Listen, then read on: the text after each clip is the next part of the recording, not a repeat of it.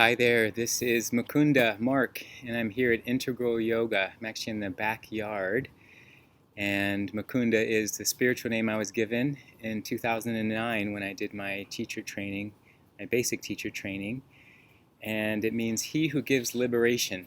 So if that's a word or name you've not heard me use, that's what it's from, and I'm honored to get to have it. It's a given name, rather than um, a name that was chosen before I was born, which is amazing and cool, and I'm grateful for that one. This was one that was given based on getting to know me. And assigning, a Sanskrit name, which has it's a powerful vibrational language, so to have something like that to hold in my heart is very powerful. And others have it too. So this is the reading from the Golden Present, Daily Inspirational Readings by Sri Swami Satchidananda. And that wasn't his original name. Satchidananda means truth, knowledge, bliss, and that was given to him when he took his vows. So, just different names. This is a reading for July 18th, and the topic is, well-earned money will never be robbed. If ever you lose money all of a sudden, know that it was ill-earned money. Well-earned money will never be robbed. I'll give you a small illustration. Once upon a time in a village there lived a milkman who had a few cows.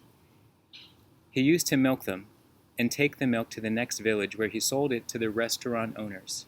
Slowly, he became greedy and started adding water to the milk. Eventually, he doubled the quantity. If he got a gallon of milk, he added a gallon of water and sold it as 2 gallons of milk. He did that for a long time.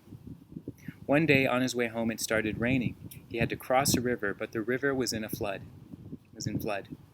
So he tied all the money he had saved, $1,000, into a bundle and slowly started out across the river. When he was halfway across, he fell into the water. He was a good swimmer, however, and somehow swam to the other shore. As soon as he came out of the water, he checked his money. The bundle was there, but it was all disturbed. He wanted to make sure all the money was still there, so he started counting it.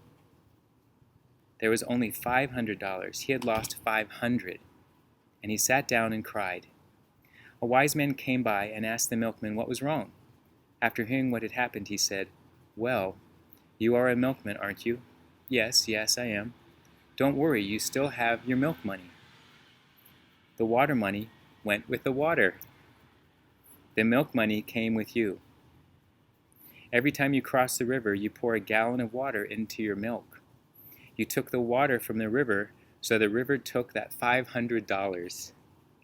There is a village proverb: milk money is in the milk, water money is in the water. Remember that always. It's not how much you earn, but how you earn it. That's important. Your money should be very honest, clean money. Then you will always be benefited by it.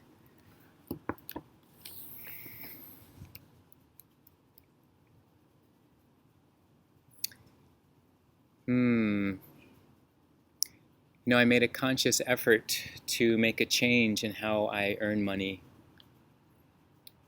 And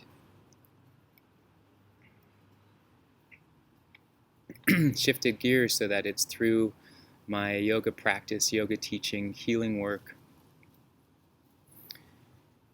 And what's powerful for me is that there was some part of me that recognized that even when I was at these other jobs, it was actually hard to hold on to the money. And I know part of it's my journey around financial stability.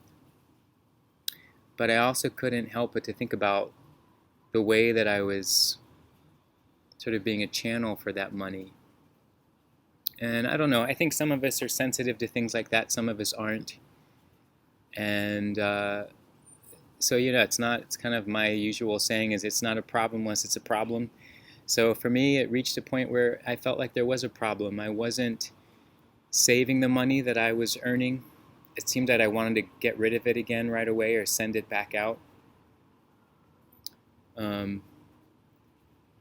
yeah, and so now there's something that's very different now about how I'm earning money through teaching, and how I'm making a conscious effort now of how I want to channel that money. And I just did this fundraiser last week that was really empowering, and that woke something up in me also to think about what actions do we take and how can we actually attract people and the energy of money and resources and move them in a way that creates a positive flow in the world.